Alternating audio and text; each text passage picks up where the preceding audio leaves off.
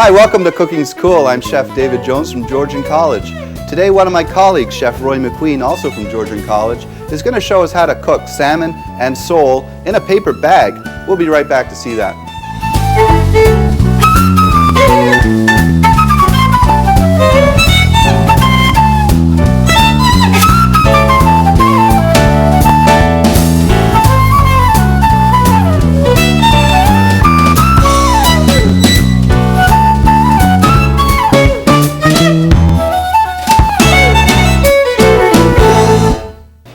Hi, we're back with Chef Roy McQueen from Georgian College. Roy, you're going to show us how to prepare a beautiful avocado and shrimp appetizer. We're certainly going to do that. Well, let's have a go and see what it looks like. The first thing we're going to do is we're going to take the avocado, and there are various types of avocado. The one we're using today is a rough skin, which I think is most flavoursome, and it's actually a little firmer, so it's good for cooking with. Normally we serve the avocado cold, but today we're going to do a hot dish. Nice. Now, you're telling me something about the avocado's name. What was that? Avocado, it means testicle. It was the original name for it because of the shape. So we're now going to cut it and remove the stone. So place our knife all the way around, separate the avocado, and remove the stone. Now, I've bought a few avocados, and sometimes they're too hard, sometimes they're too soft. How do you tell the avocado is good before you cut it open? Well, when it's very bright on the outside, it's not ripe, so it needs to be kept at a room temperature for 5 or 6 days to become ripe. You're looking one, if you want to use one straight away, you're looking for a darker skin and feel the outside, and if it's slightly indentates to your touch, then it's ripe to use. If the avocado isn't ripe, though, you can put it in a paper bag to ripen it. You certainly can, and add a slice of bread with it, and this helps the ripening process, so it's a little quicker. Otherwise, you just leave it at room temperature for 5 or 6 days, and it will ripen itself. I'm now going to scoop out the pulp from this avocado, but we're going to retain the shell because everything's going to go back into it. So we're carefully removing it without breaking into the shell. And you're using a piece of high-tech avocado removing equipment there. Yes, which is a soup spoon, which actually goes around the shape, which is makes it easy. Great. So now we've got the flesh out.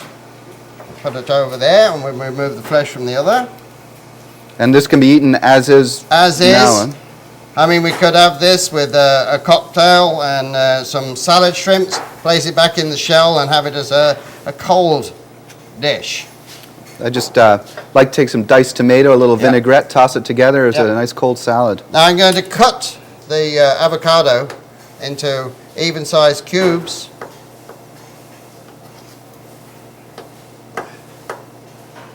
And I'm using these small cutting boards, which I really like because you can get them in different colours. I have another one here which is in blue, which I use for fish. So it's there as a health thing when we're preparing foods. So you don't have cross-contamination. That's right. Yeah. And they're portable, they're small, you can roll them up. They'll roll up. Yeah. I mean, if you do outside catering, if you're going out on the garden or something, you can actually take these with you and it's easy. Okay, now we're going to put this back into the dish until we're ready for it. Right, now we're going to start the... Just rinse my fingers off. Now we're going to heat our pan up and taking some unsalted butter. The reason I use unsalted because we're going to be seasoning this afterwards, and if we added more salt to it, the salt from the butter and the salt from the seasoning will get too strong. So we're always using, mainly in cooking, unsalted butter. Yeah, most chefs do use unsalted butter. It's a little bit more expensive, but as you say, you can control the salt in your finished product. Yeah. Definitely for cooking, baking and such, I would always prefer unsalted. Salted butter's all right for the table for your bread and butter, but personally to cook with unsalted. Now to this I'm adding some minced shallots. You can use onions if you like, but shallots are good. You could even use green onions for the coloration of it if you like, whatever you have. Now the difference between a shallot and an onion for flavor, is there a difference? The shallot is a little stronger but sweet too, which is nice. Now to this I'm adding shrimps, which are a 30-40 count. That means there's 30 to 40 of them to a pound. And I already pre-shelled these. And peeled and deveined? Deveined, yes. Nice. So I see you're getting a little bit of color on the shallot. Shot, yes. Caramelizing them to sweeten them up a little bit. And those shrimp cook very, very quickly. Very quick. They get tough if you overcook them. Yes, I want them still to be opaque inside. Now, I'm going to, if I had a flame here, I would actually flambe this, but I'm using Pernod, which has a little aniseed flavour to it. So it's like licorice. Yeah, we can try and flame it. There we go. As I said before, even if you don't need to have flame, put flame into your dish. It's always impressive. That's great. So, to this now we're adding some 35% cream. Now you need 35% cream, otherwise you'll get a separation. And we're going to fold this in. Just have to warn people about using that Pernod. It is very, very flammable, as you saw, so be really cautious when you're igniting And it. we're actually burning off the alcohol, so it's just the flavour that we're getting. Now to this I'm adding some goat cheese. And that's just snow goat cheese? Yes. And that tastes like cream cheese. Yes, it's quite high in fat content, so it'll actually thicken the cream up. Now, if need be, I use a cornstarch slurry, which is cornstarch and cold water mixed together, and I will thicken it slightly with that. And that's a slurry? Yes.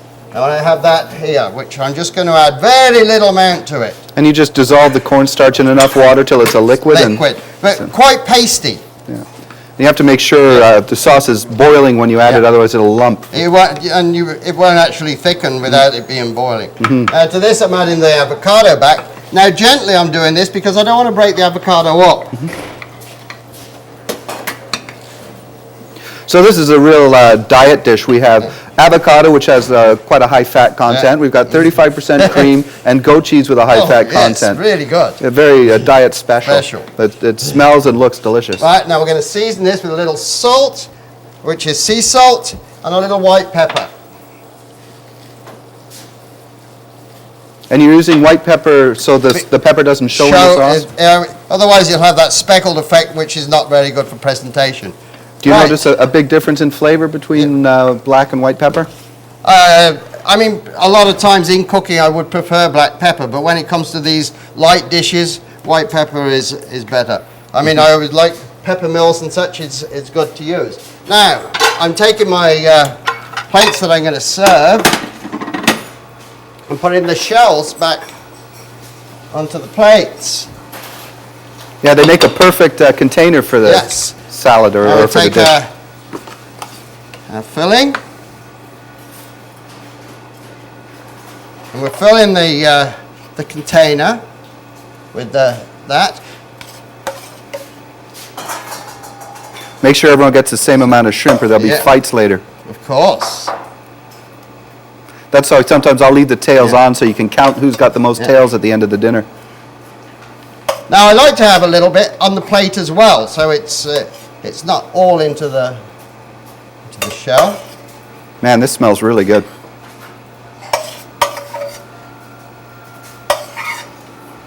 And to this, we're going to take a little bit of Parmesan cheese. Put that over there. Okay. That's just on the top. And this I would then normally put under the salamander or broiler and brown it, but because we're on... So you've raided your toolbox and got all your plumbing equipment here to cook with. Yeah. That's excellent. And then when we come back, you're going to show us how to cook salmon and sole in a paper bag. That's right. Can't wait. So we'll be back soon for that. And there's our finished plate. Beautiful.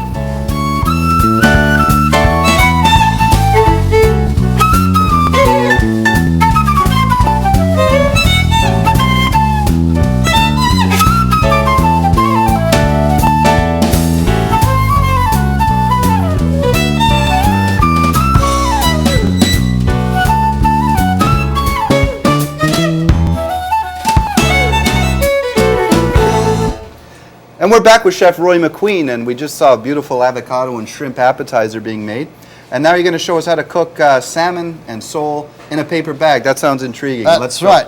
The name of the dish is papillote, which means cooked in an envelope, which you're going to be using parchment paper. But first of all, we need something to go with this dish, and I'm going to make some couscous, and I'm going to request for you to do some sautéed spinach for me. I didn't so come I here just to need work. it wilted. So All right. I need Chef Jones to help me out. All right. So while Chef Jones does the spinach, I'm putting the pan on here to do my couscous. And I'm going to take it off his tray because he's got it over there and he's taking all my space over. Thank you. So this is some shallot going into some whole butter. Yep. Unsalted butter again. Now I've taken a little bit of butter just to melt down. I want some mint for my couscous. And I'm just going to soften up the shallot a little bit. I don't want to get any color on them this time. No. Just get them translucent. And the washed baby spinach goes in. And try and get all of it into the pan. I'm adding the couscous to the pot with a pinch of chili flakes. And so to the couscous, if I have 100 grams, I want 750 milliliters of liquid to go with it as a ratio.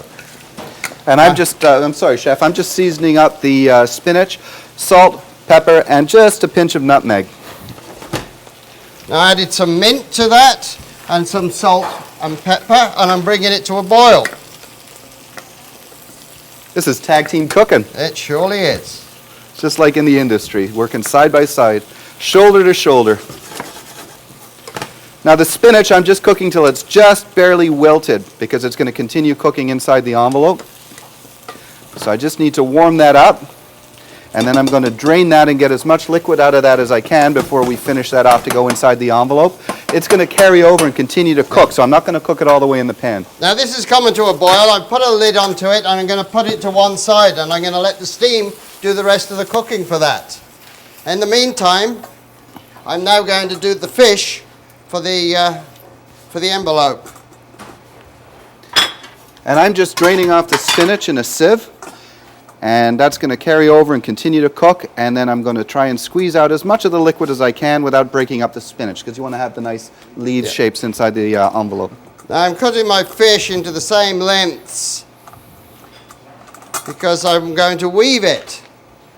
Now I've got enough fish here for 2 portions, but we're going to be making 1. So I'm cutting this into strips.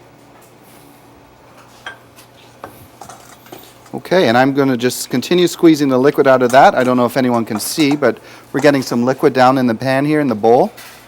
And I want to try and get as much of that out as I can. And I want this to cool a little bit before we put it into the envelope so it doesn't cook the fish before the fish goes into the oven.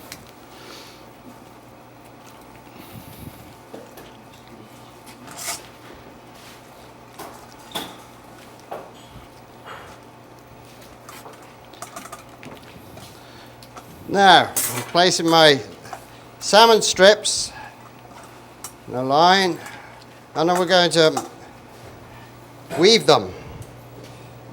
Just like braiding hair. Right.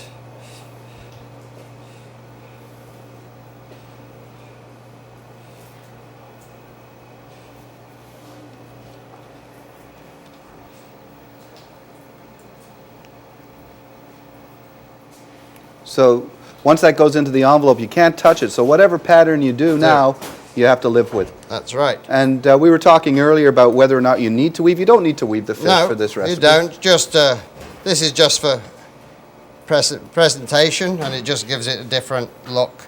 Okay, let's start putting that all together into the envelope. Okay. Now, I'm taking a piece of parchment paper which I've folded over, and I'm taking my scissors, my kitchen shears, and I'm going to make a heart shape. And just make sure that you do use parchment paper, not wax paper.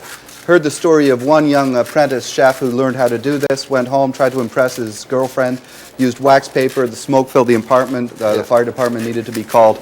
Wax paper doesn't work for this. Yeah. You can use aluminum foil. It's not as good, but in a restaurant, this dish, and it would actually go to the table in the envelope. Now I'm going to take a little butter and place this across the bottom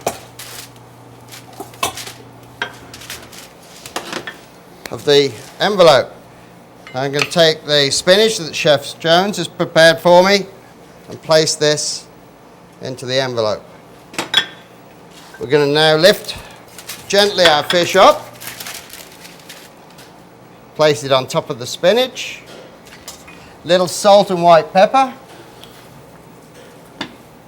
There you go. You're welcome. And to this, I'm adding a drizzle of white wine, just to help with to produce the steam inside and give it our final flavour. So even though this goes in the oven, you're actually steaming the dish. That's right. Now I'm starting at the pointed end, and I'm going to keep turning this to seal the envelope as we go around. And the key here is you want to make sure that none of the steam or air can escape, so That's it right. puffs up nicely. And just because we want to generate the steam, we have to understand the oven has to be very hot, or quite hot Yes, for this. I have the oven set at 400 degrees Fahrenheit. Now I've got this envelope ready. I'm placing it onto a baking sheet, and this is going to go into the oven and steam. Now we know when this is ready, the liquid inside the envelope will start boiling and bubbling. When that process is there, then we can take it out and it's ready for serving. Great, and when we come back, we're going to see what it looks like when it's finished. You're going to put it on a plate for us. We will do that. Then we'll get to eat it. Great, we'll see that in a few minutes.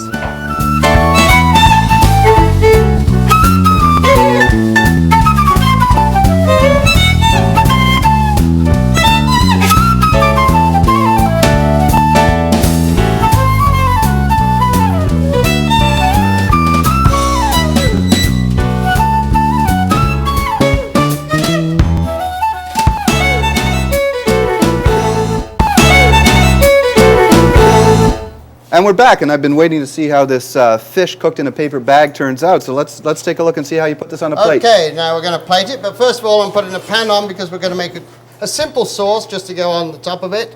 So I'm melting some butter, and in the meantime, while that's melting, I get the fish out of the oven. Right. We carefully take our scissors and cut the envelope. One of the nice things about this dish is when you do cut the envelope, the aroma just comes up. And there's our fish, perfectly cooked. And while that's browning up, I'm adding now some capers to this. So capers are pickled flower buds from a bush from the Mediterranean, right? Yeah, it's true. And to that, to stop it going any further, a little lemon juice. So you brown the butter so it takes on a nutty kind of flavor? Yes. And now I'm lifting this carefully up and onto the plate. Now we're not going to waste the liquid, we're going to add that to the sauce. Now I've taken a lemon, which I've done a twist on the top, put that into a knot, and we place a sprig of parsley into there. We've got a little garnish which goes onto the plate. We then add our couscous onto the plate. So couscous is, if I didn't have couscous, I could use rice or something like rice, that. Sure. Potato, anything that you like. And then over the top we gently place our capers with the sauce. And that's our finished plate. So when somebody's eating this, they could squeeze a little bit of the lemon onto the fish if they want, even onto the couscous if they want. And you've got some beautiful color in there, nice combination of fish. You've got a lean fish and a fatty fish. Now, if I didn't have fish and I wanted to do an en papillote or cook in a paper bag, could I use anything else? You can use other items. I mean, you're thinking it's cooking in an envelope, so you want the things cut finely and such. So you can use chicken and those types of meats. I personally think it's better with fish. You can even do in the envelope small whole fish. Just have it boned out at your local store and put that in with a filling inside the cavity. Put it inside the envelope, little liquid, and papillote it that way, and it's done. So the key is, as long as it cooks quickly, and even vegetarian, you can do straight vegetables inside vegetables, oh, definitely. That's fabulous. Looks delicious, smells delicious. And when we come back, we're going to sit down and we're going to try that, and you're going to tell us about some wines or other beverages we can have with this. Surely. Great, we'll see that in a few minutes.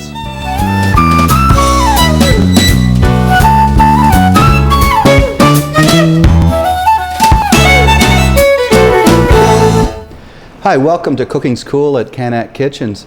I wanted to talk a little bit about shrimp. I have in front of me, these are black tiger shrimp. It's a very particular species of shrimp, or variety of shrimp. It doesn't have anything to do with the size. A lot of people may think that black tigers have to be huge. These particular shrimp are 11 to 16, which means on average there's 11 to 16 per pound. So these shrimp are close to an ounce each. Shrimp are graded by the number per pound, so the higher the number, the more, or the smaller the shrimp. So a 1620 would be slightly smaller than this, 2125 would be even smaller, and so on. And cocktail shrimp would be under or over 100, which means there's over 100 to a pound, very small shrimp.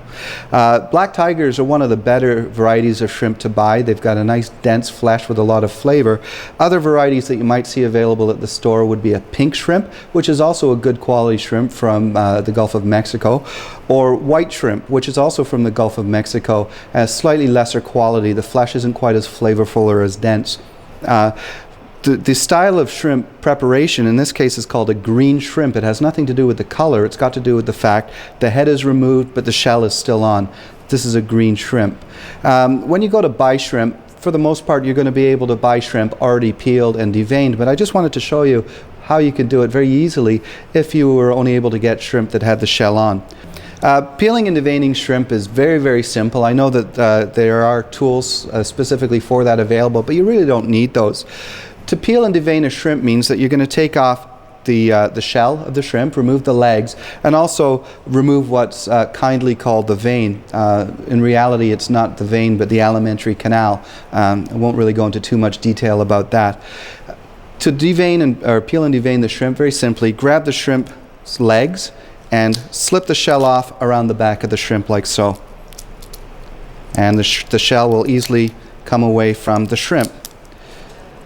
Now you can carry on all the way down, removing the last segment and the tail of the shrimp.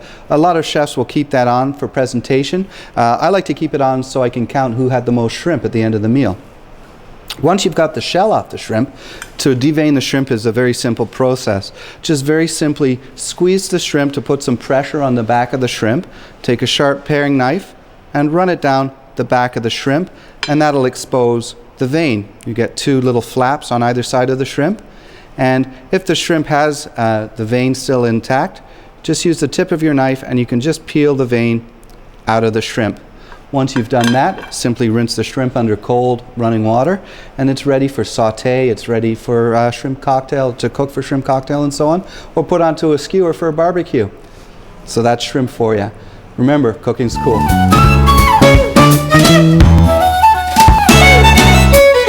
Well, we're back with Chef Roy McQueen from Georgian College, and he's shown us how to prepare a beautiful avocado and shrimp appetizer and sole and salmon cooked in a paper bag.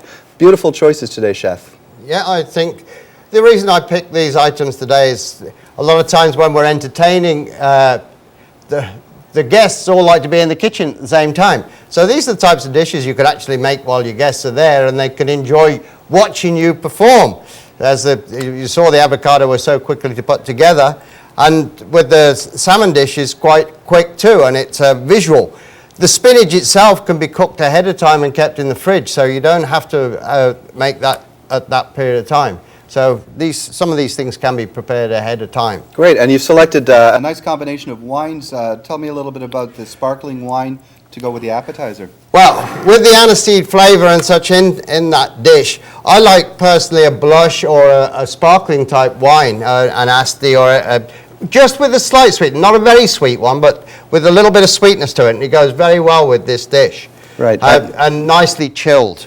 And with the other fish course, you've put a fumet together with that. Yes, I mean, we can go very expensive with our fumet, with the French one, but I think today the selection came from It's French. It's not We had the budget. It's not like the Puy Fumé or the Fusées, which we can use, but it is a delightful wine that goes with this dish. Also, Chabolet goes very well with it. Right, and for more information on Yep. what we've done today to get the recipes, go to our website at rogerstelevision.com. I'd like to thank Chef McQueen for joining me today, and I'd like to thank the students of Georgian College for helping us produce this program today, and Georgian College for providing the facilities. And cooking is cool. Oh, it's fun.